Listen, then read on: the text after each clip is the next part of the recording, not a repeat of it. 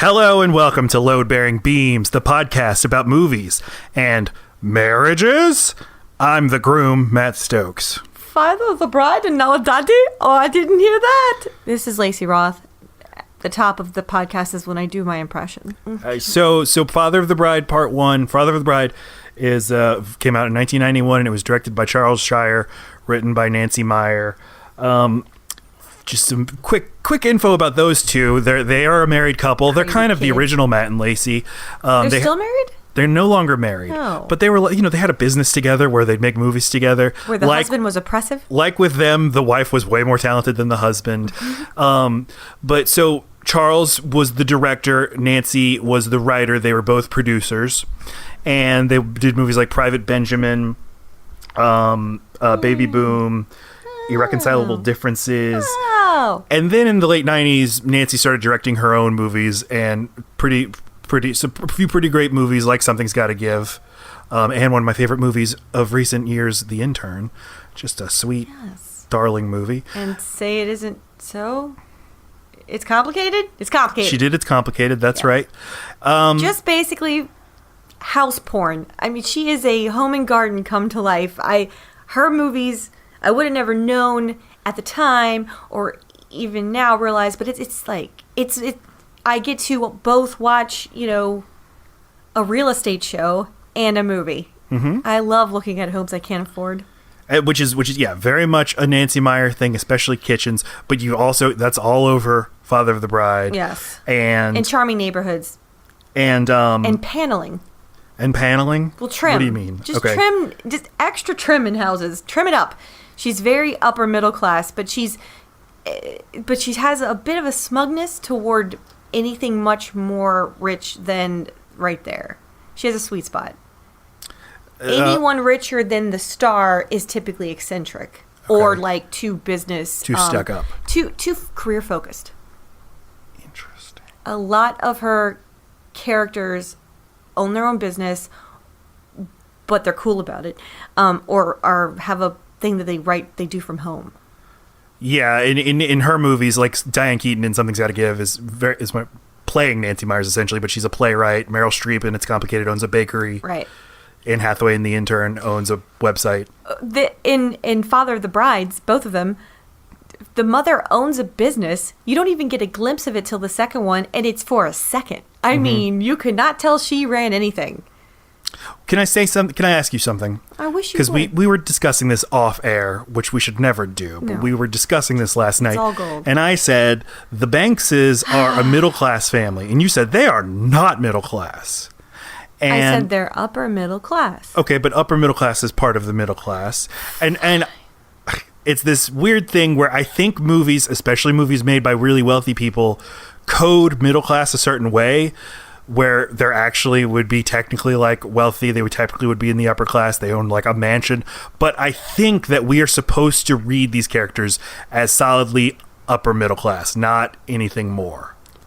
The more I watch the movies that, now for me, I'm thinking because she can't help but be autobiographical.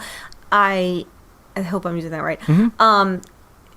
I think maybe in her life that pay period for her when she was making that amount of wealth must have been her sweet spot, because she never goes lower, and higher is always when you start to see the gross parts of people and the bad. So I'm wondering if it's like the more wealth she obtained, the shittier her feelings about herself or the people around her got. I don't know.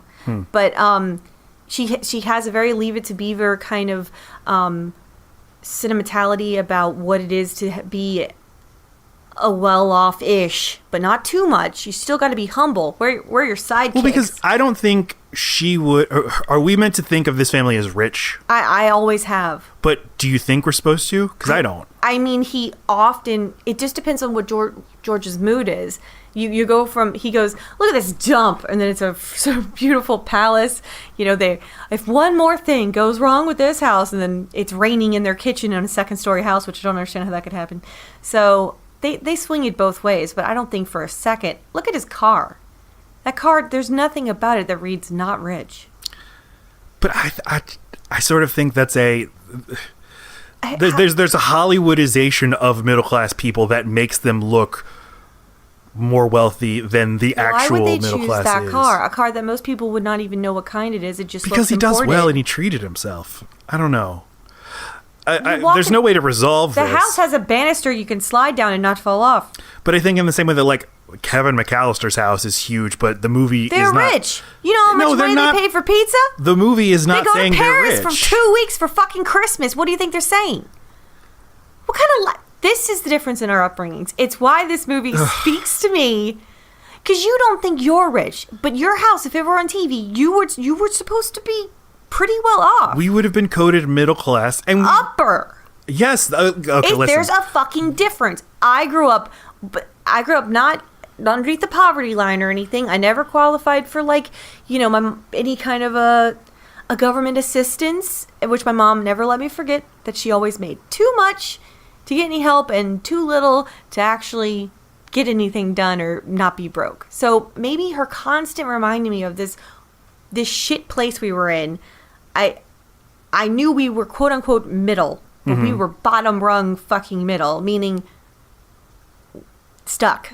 Middle class is a fluid and ambiguous term. It encompasses a lot of things. That's why I don't like you using it that way. I don't think you can just classify what I was and what you were growing up as the same thing. They're not. Well, I know. I wasn't saying they're the same. That's what you're doing when you tell me that upper middle is the same as middle. It's fucking not. I'm not saying it's the same. I'm saying, though, that I don't think it is Nancy Meyers and Charles Shires and the film's position that these are rich people. Okay, I think they're well-off people. But I think that the real different? life... Because... How is it different? They don't have... There's a rich elite that they do not belong to. Sure. And she makes sure to show you what that looks like in the in-laws' house. They have... What did Adam Crowley call it? There's fuck you money and there's fuck me money. What's the difference? Anyway, but in the 90s, if you cared about weddings at all, or you had recently gone through one or been with someone who did, you're aware of what things cost. So you have to be able to bite off both that George Banks can afford it in some fashion, but it's going to hurt. So she's got to be straddling something. They couldn't have been any less well off than they were, or you can't buy hiring Franck. No, I get all that, and the movie has no time to actually examine hard choices that you actually have to make. Like, could this actually hurt us financially? Is this going to change the way we live? Are we going to have to make sacrifices and adjust our lifestyles? And I'm sorry if I'm not explaining this well. I just think, especially in the 90s, lifestyles were portrayed unrealistically. Like the characters in Friends would have to be fucking rich as shit to live the lives they actually did. But Friends, the TV show, does not present itself as these are rich people. No, not at all. It's like they just needed the camera space to work inside the room. And that's what I mean. That I get that. But then they would have, for these movies, they would have made different choices as far as the lawn, the cars, the clothes they wore, how big his factory is whenever you... The fact that some other person knew what a sidekick was, which are the shoes that he makes, I in no way think he's supposed to seem not well off.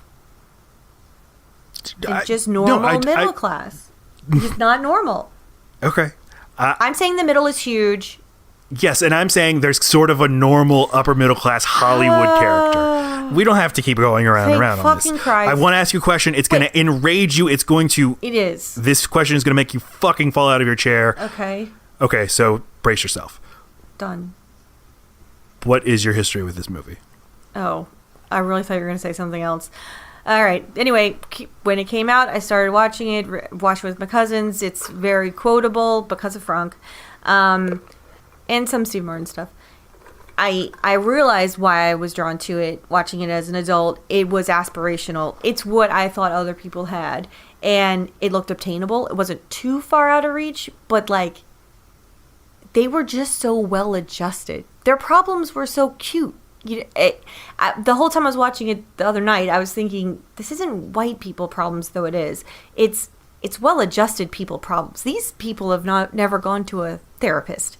And they seemed like they were loved, and they seemed like they loved their children. Mm-hmm. And so what you get is a big a big kerfuffle about Annie's big promotion and how her husband didn't take it seriously, and he just really wants to be with the family and not, but they fight for a whole 20 minutes and then it ends in like, I'm so sorry, I'm a fucking moron, you're it's just, none of it's realistic, none of it's relatable. So I realized I didn't like this movie because I was relating to it. I liked the movie because it was aspirational. We did an episode on Parenthood. That was another of your movies, and that had Steve Martin, and it kind of has a lot of the same DNA. And I had the same critiques about that movie, where none of the problems seem very real, and none of the problems, the movie doesn't give any of these problems any actual attention or weight, and all of these problems are fixed by two people having a fake conversation, coming to a fake understanding, and then that's it. This is where we always differ. You are always critiquing based on this movie was not a good move. Like, you're always wanting to make it better, where the whole reason I liked it was because it was easy. I didn't want to see real problems and real struggle. That wouldn't have become a load-bearing beam for me. That would have been too heavy. What I needed was eye candy that made me feel hopeful. Well, yeah, I know, and, but and that moved. That's the way we have this podcast. I'm just saying, you're always saying, here's how it could have been better. Well, fine. If you would have turned it into the movie you really thought could be interesting, and you made that point the other night, it would have never been a load-bearing beam for me. Yeah. So we wouldn't even be having this conversation. Well, Thanks for erasing my past. So much say it. I should critique it for what it is rather than for what I think it should be. Right, you're always trying to rewrite it. I don't. Yes, you are. Not necessarily. Because you're a writer, maybe. I don't know. I can say that things aren't working for me, and then I present a fake alternative as a way to sort of like demonstrate what doesn't work. I know it's not fair, because when I'm watching your movies, I'm thinking, this could have been better. Because I don't have nostalgia for it, so I have to. And you don't have nostalgia for this, so I don't. Yeah, I'm literally arguing away the fabric of our podcast. Okay, I'm sorry. So that's it? About what? The podcast is over. No. Was I supposed to talk about my history with this movie? Yeah. Mainly, it was we owned it, and me and my cousins all liked it, and we watched it over and over, and we liked to quote it. It's kind of the same story every time. There's no big emotional attachment as far as like how it made me feel as a person. It's just something. If anyone ever brought it up, I'd be like, "Yes, you're my people." Was its appeal for you that it was funny or that it was heartwarming? Oh, funny. Oh, the heartwarming parts bother me. They always have. They bothered you when you were a kid? Overly emotional. Yeah, the sentimentality, this is my little girl, this is my baby, let's play basketball, all that. I guess for people who haven't seen the movie, the premise is Steve Martin. He's married to Diane Keaton. He has a daughter played by Kimberly Williams. She is 24 years old, and she is going to get married to a guy they haven't met, but then they meet him. He seems like a nice guy, but Steve Martin's like, I don't know. But then he seems like the nicest. But then they have a wedding, and Steve Martin's kind of stressed out about the wedding, but learns that he needs to just go along to get along. And then they have the wedding, and he really wants to be special for his daughter. And he really is into his daughter. He's very into his daughter. That's the movie puts a lot of work into showing you how special daddy-daughter stuff is. Well, and their special bond, and yeah, okay, I will. Am I allowed to say that I don't think the movie does enough work to show that their relationship is real or meaningful? I mean, you're allowed to say whatever the fuck you want if you want to be wrong. But you don't like when I say that. You think they have a good little realistic? Realistic? No, nothing about the movie's realistic. Okay, but do they seem to have a real relationship? Yeah, all the basketball. I'm seriously asking you a question. I'm saying, as a person who never did any sports with her father, all of the time he puts into wanting to just get her attention and play basketball, it seems like she has him wrapped around her finger, but she doesn't seem to be exploiting it. She doesn't seem selfish. It seems genuinely mutual and gross. Why? I just don't like that. What do you mean? I don't want them to be shitty to each other. I like when people like each other. Just all the daddy, that's my little girl stuff. That's always like, no, that's not your little girl. You don't own girls. No one does. That's always problematic. It's all, yeah, but even before I knew why until you're ready for me, sexual maturity, and I present you to another family in exchange for a giving away goat. of a woman. That all of that bothered me before I knew why, or why it should culturally bother people anyway. But yeah, it just felt very like kept. Like this is a tiny thing I keep safe, not because it's a baby or small, but because it's a girl. And no matter how big this thing gets, it still has that vagina. So I'm going to keep pretending it's mine and that it doesn't know what it's doing. I watched the original version of this. This is a remake of a 1950 movie with That Spencer blew my mind. Tracy and Elizabeth Taylor. I had no idea. Which we watched about 20 minutes of before Lacey bailed. No, all right, you bailed. And you then said, I let's go on Stranger Things. I finished it on my own. I had seen it. I saw it in high school. I'd never seen the remake, but I had fond memories of the original. The movie ends with Spencer Tracy solemnly saying, "As they say, a daughter's a daughter. No, a son is a son until he takes a wife. A daughter's a daughter for the rest of her life." Gross, and then the music swells, and it's like, oh, that's so great, and the movie ends. And glad I didn't finish watching that. That's a pretty fucked up sentiment. But it captures exactly the tone of the whole fucking problem of the 20 minutes I saw. The thing that movie did better, it had there was some heaviness. The father actually seems tired, where Steve Martin is saying he's tired. That man never loses energy. It's the thing you pointed out in the Parenthood episode 2. He keeps saying he's tired, but he's fucking jumping, jacking all over the goddamn place because that's not his personality. He's supposed to be tired dad, but that character... I don't buy him as dad, period. I disagree there because I don't buy him as a love interest, except for when he's much older in the It's Complicated movie. Yeah, I mean, maybe he needs to work with a good director. But between this and Parenthood, like, I just don't think I like Steve Martin. I don't dislike Steve Martin, but if you said to me, let's watch this movie, Steve Martin's in it, I'd be like, hey, you're going to have to tell me, you're going to have to win me over with more than that. And I was trying to think, well, what's a movie I could point you to like sell you on Steve Martin, because I've always loved him. Planes, Trains. That's the only one I can think of. No, I don't like him in that one. You don't? I don't remember liking him in that one. I have only seen it once. Wasn't one of my movies. Uh-huh. But I don't like when he's nervous. I like when he's fun.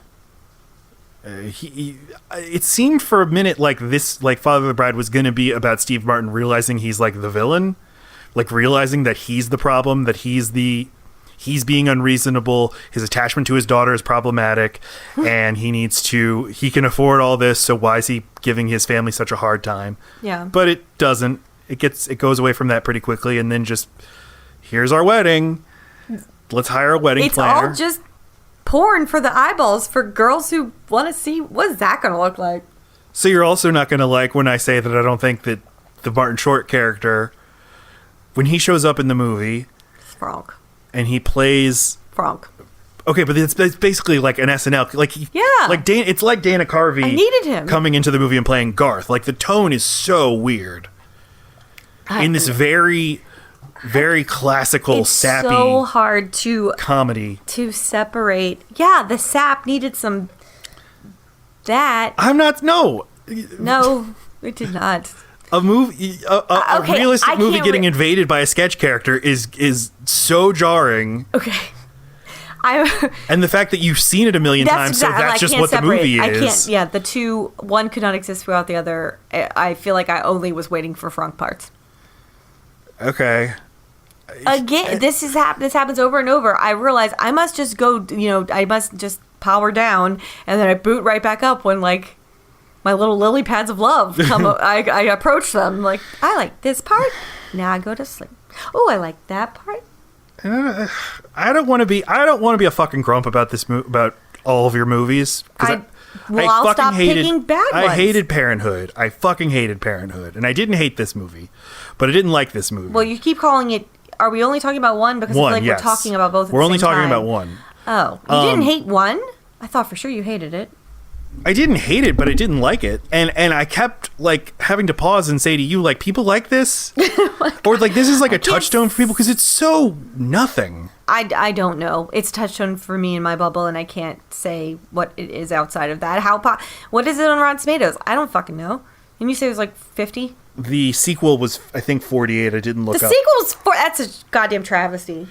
I didn't look it up. Certified fresh. Okay, so I felt like while we were watching the movie, you were much more on my side about not liking it, but here you're much... No, I completely don't like it. You don't like it? Not the first one. No, but I will never remember that after this conversation. I'm looking it up on Rotten Tomatoes right now. It has a 70% The on first Rotten one? Tomatoes. The first one does. What about the second one? 48. That's fucked right up the bride hole. That doesn't make sense.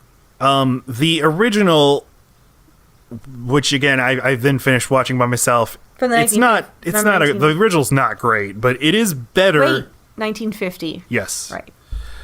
Because it's tonally more consistent. It doesn't have any of the sappiness in it. It's more of a straightforward, not slapstick comedy, but just sort of an observational comedy about a dad who seems a little out of time while the world is moving on without him. Which that is one part of the interesting version of this movie I could see is not understanding this world of weddings at all, where everyone you talk to seems to know so much more than you and says like, yeah, that's what it costs, and you should be grateful that it costs that much because it could cost so much more. And you're like, what? Okay. Geese aren't even in season. And in 1950, this was a real thing because big weddings were sort of new, both because of big $1,000 weddings. Yeah, because both World War II pushed down the average age of marriage, which was interesting. Yeah. In 1900, the average age of a bride was 22, and then in 1950, you got to it was get those 20. benefits of the GI who dies, right? Is that Right, why? right. Yeah. And big weddings were becoming something that the middle class could do. And to Spencer Tracy's character, it's like, when we got married, we literally got married in our front yard. And his big thing is like, a church?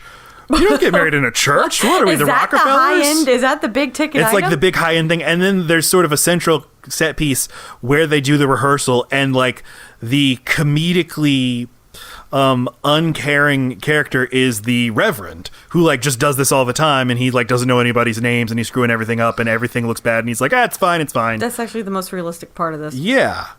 For funerals and weddings. Whereas Father of the Bride 1990, there's no reverend. There's no ceremony. no, and there's no real critique of the wedding industrial complex.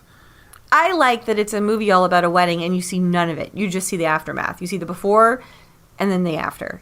There's no like... No, they have the, I knew I had my one word that I was supposed to say. I do. They show you that. I don't remember it. See when he walks his But daughter... they don't show you vows. And he was... Do they show you vows? Overwhelmed by his daughter. Do they show you vows? No, they show you the moment where it's who gives this... Yeah, who that's gives not... this goat to this family. Right. A surprising amount of the remake was taken directly from the, like, a lot of the jokes. I guess the thing I was most struck by is there didn't seem to have been much that changed between 1990 and 1950. What much that changed about the movie or about weddings? About weddings and about the jokes that the movie literally made. But fuck it, we can talk about Father of the Bride 2 You're not now. right. I'm You're not right. You said they spent $1,000 in 1950, which translates to $15,000, right, with inflation. Adjusted for inflation, $1,000 was $11,000. Okay, I was way off. In and then in 90, 2020. assuming he spent $150,000, adjusted for inflation, 1990 to... it doesn't even matter. I'd say 11,000 is less than 150,000. No. The average... Okay, so he spent 11,000. Spencer Tracy spends 11,000 I in got 1950. that. I'm talking about the... Yes, I'm trying. Yes, I just want to make sure everything's... You know what you're talking about. That's the people true. listening to this may not. A lot of numbers In being the thrown remake, around. which happened in 1991, Father of the Bride, Uno, he spends at least $150,000. Mm-hmm. Which you would agree, even not adjusted for inflation, is a whole lot more than 11,000. Thank you. Yes, I'm You not said saying the not cost a lot had changed. No, in the movies themselves, the problems that they deal with. Oh. You need to get better at talking. By the 90s, weddings started to be a much bigger affair, but the jokes made in the movie did not shift, so it didn't Both the quite jokes fit. and the conflicts, and sort of just the social conventions. In both movies, it's a big deal that the daughter's getting married so young. Right. And the age shifts about, in both 3 movies, years? it's like, how do we don't even know this guy. Like, there's no... You could have set the 1990 movie in 1950 and nothing would have been jarring about it other than the dollar figures, is what I'm saying. Okay. But then there's another like interesting thread that the movie gets at for a second and then abandons, is like what do you do when you're an adult, when you're a parent and your grown child comes to you and says something that you think is probably going to be wrong? You're never going to talk I mean, it seems like a tale as old as time. The trying to talk a young person in love that out of doing something like getting married or having a baby. Especially when you yourself did the same thing. Exactly. 2020, the average cost of a wedding is, what would you guess that it is? Well, now that they're front yard weddings only, I'd say it's gone down a lot. It's 2019. Okay, 2019. Did you tell? Is it 35,000 or something crazy? 35,000. That's yeah, insane. Is the average cost. Whoa! It's a year's salary for some people. And well, in 1990, it was 15,000. That's the roughly. Average? Okay. Yeah, the average. Oh, cost. well then think about that movie. Then he spent astronomically more than he should. So I mean, by no stretch of the imagination is he not supposed to be kind of rich. But there's this thing about weddings where I read this. I was just reading like sort of social history of weddings last night, and there was this quote. Let me see if I can find it because it was so good. It was like it's like theme parks for middle class people where they get to pretend to be wealthy. Yes. They get to pretend that they do these sorts of things all the time. Well, actually, when you were explaining how all of a sudden this became a thing for the middle class, a just light bulb moment, of course, there were only royal weddings before, big affairs, things that were made the newspaper. That's why it's even a thing that you put your engagement in a newspaper. Yeah. They're just mimicking what rich people did because it was an actual news. And then this kind of caused... We're going to buy an ad. This kind of caused a backlash in the wealthy class who were then like, well, fuck, we have to make our weddings even more spectacular. Yeah, because we have to legit make the news now, more than just the fact that we had a big thing other people don't get to have. So this is from a book called Brideland by Naomi Wolf. Okay. Brideland. It is a theme park of upward mobility. In Brideland, in the events surrounding the event, everyone is temporarily upper middle class. Everyone routinely throws catered events and hires musicians and sends engraved invitations and keeps carriages or vintage cars awaiting. At the ceremony itself, things become downright feudal. The bride is treated like a very queen with her court of maids. She has perhaps a child to lift her train, a child to bear her ring, and a sparkling tiara upon her hair.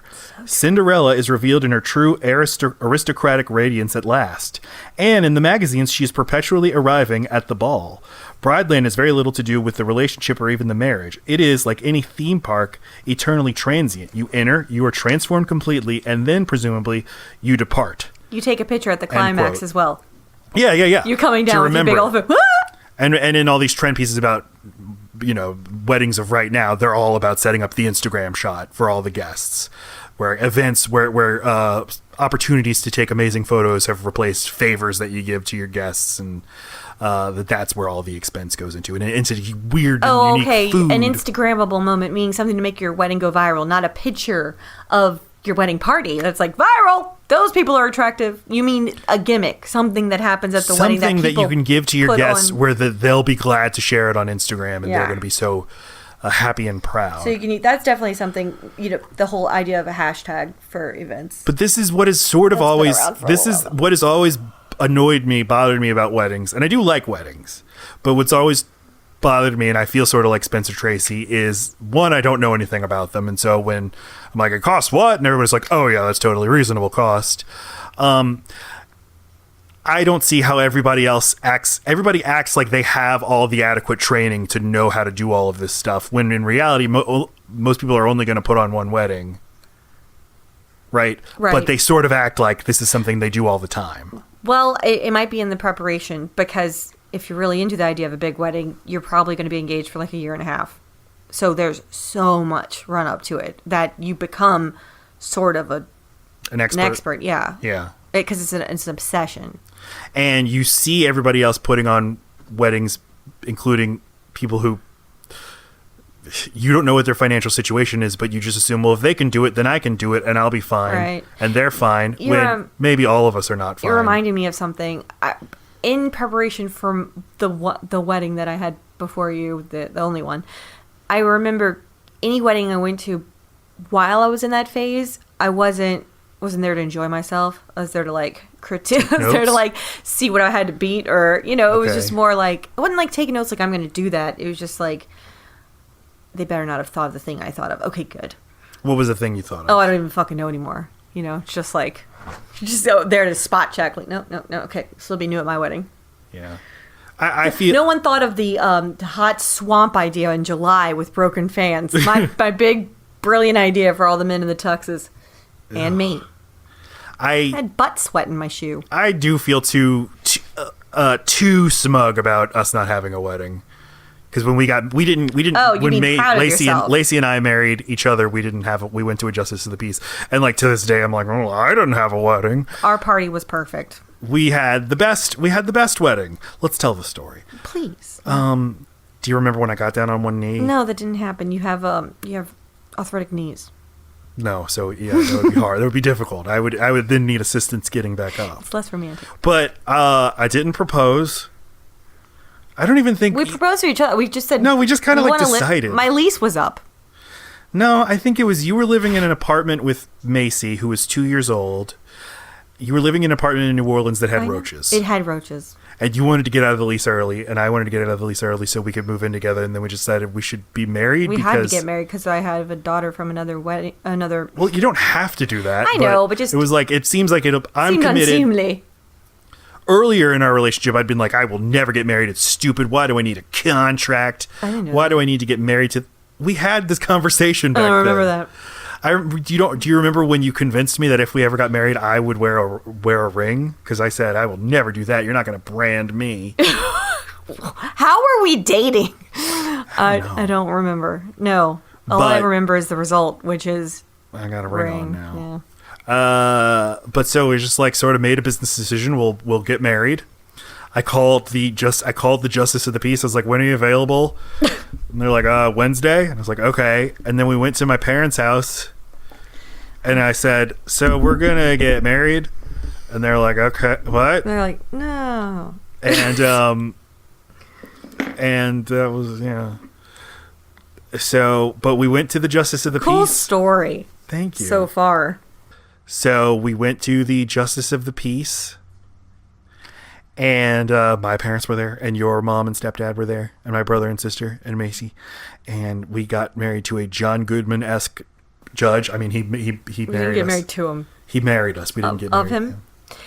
What was great about it is that I had like zero preparation. I did not stress about it at all. I thought of it as being really low key and like you can wear jeans. So the fact that I wore a dress, I was like, I am so on top of this shit. And it just worked out. I had no expectations at all because I'd never seen one. I'd never been to one. I wasn't going to try and tell stories about it. There was no pressure. Mm-hmm. It just ended up being elegant and perfect. Yeah. And then we had steak. We went to eat at a steakhouse. Yeah. It was great.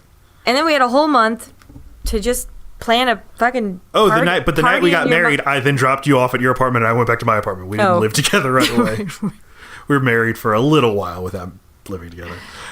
Well, they used to sleep in separate beds on movies. We are very in old-fashioned. 1950s, so we slept in different domiciles. Yeah. And then we had a party like a month later. Which is why on the anniversary, our first anniversary, I was a month off from when our anniversary was to take place. That's why. That is why. I have explained this to you so many times. In my head, it was April. Well, we didn't have the party in April either.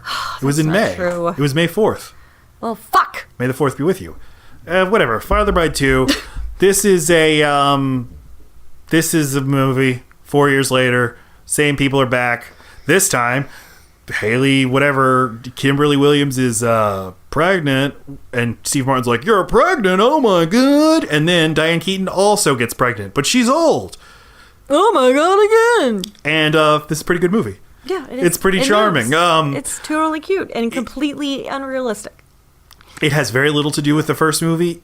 It is wealth porn. Steve Martin sells his house, but then immediately decides he wants to buy it back, so he writes a check. And he's like, I'll have to get a loan to pay for this. And you're like, oh, okay. Hope you're okay. And hope my 750 credit score will cut it. Martin Short has a much bigger role, even though there's no wedding to be planned. They kind of shoehorn him in, but it's got Martin Short. Oh, right. Yeah, Frank. It's Steve Martin Short. And he's the best part of the fucking movie. I like him. He does and not George's relationship belong at all. He is, again, what if Garth from Wayne's World was Steve Martin's friend? Again, for all the girls who needed wedding porn and like good father-daughter relationship porn, that damn writer knew they were going to need baby planning porn. There was no reason for Frank to design a wing of anything inside of an apartment, which is what Annie and her husband can afford. So the mom has to get pregnant because he needs to build baby porn. Okay, you can't. That didn't work. You know what I mean? That nursery is like, it's like. And you know they're never going to use that. Like nothing. Where's the rock and play? There's nothing that you'll never use less than whatever you plan for the baby before the baby is right. born. And at the point that you start actually using that room, it's going to be to the stage where that kid's going to start redecorating everything you just did. So. Yeah, because up until then, it's going to be the hormonal, depressing room of sadness. Exactly, where you drain this your is where I boobs wasn't feelings. able to sleep, and I shot hormones out of my tits all the time. I'm talking about me. Both of us, yeah. Yeah. And, but not a great movie, not a bad movie. I enjoyed it. Diane Keaton has a lot more to do, although she kind of vanishes from the movie halfway. Once again, I'm pregnant people making vanish. believe the movie that doesn't exist. But if Nancy Meyer had directed this movie and Diane Keaton had been the main character, not Steve Martin, it would be a much more interesting movie. An older woman who's pregnant at the same time as the daughter. But the daughter's so understanding. There's no conflict, even though there totally would be. Of course there would be. It's like, fuck her for stealing her moment. Yeah. You've already had me. One upper? Boy, I did enjoy it, and yet all of my thoughts were about the first movie. I can barely remember this. I remember there's a very competent doctor who delivers the baby, and the actress portraying the doctor was a really realistic portrayal of an obstetrician. And they named the baby after her, which I always like that too, even though I don't like the name Megan per se. Really? I like the name Megan. It's fine. It's a solid name. So you went from I don't like the name Megan to solid name. I don't want to alienate any of our Megan listeners. Oh. So. Love you, Meg. Hey. So yes, I did enjoy this one a lot more. What did you enjoy about it when you were a kid? Just same shit? All aspirational the stuff, porn? Yep. All the stuff to look at. All the things I would never have, but maybe. They made it look so fun. Let me ask you something. Tell me. Do you believe that?